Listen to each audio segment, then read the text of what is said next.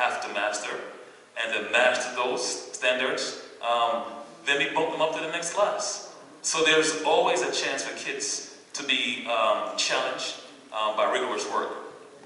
So I would say don't say private schools are the best. I think what private schools do offer are smaller class sizes, right? But we do have talented teachers in our public schools. The big idea right now at Hill House is that we have academies and our classes are also smaller sizes. I'm confident that if she does come to Hill House, either ID Academy or LPSH, she will be challenged.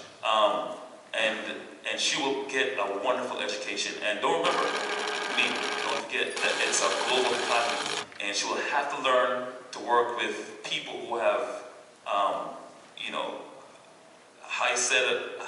high skills and low skills. And she's gonna have to navigate herself around that. So, don't just limit her, to, these kids are all on the same page.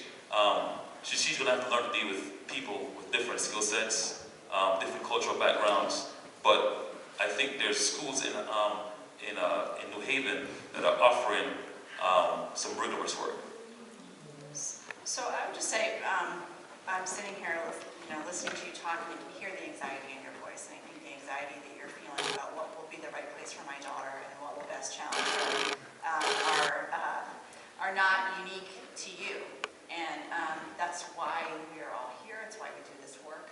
I think that there are really promising pockets of practice happening here in Connecticut, and some of the changes that you talked about in terms of rethinking our system so that kids at all levels are being challenged where they are and allowed to move at their pace and excel at their pace, regardless of what grade level they're in. There are some really exciting models happening all across the country that I think we need to look at and try to bring to Connecticut. All of that said, those are long-term changes, and you're dealing with the fierce urgency of now. And I think what Senator Schlossberg started with, which is your child has one shot at each grade.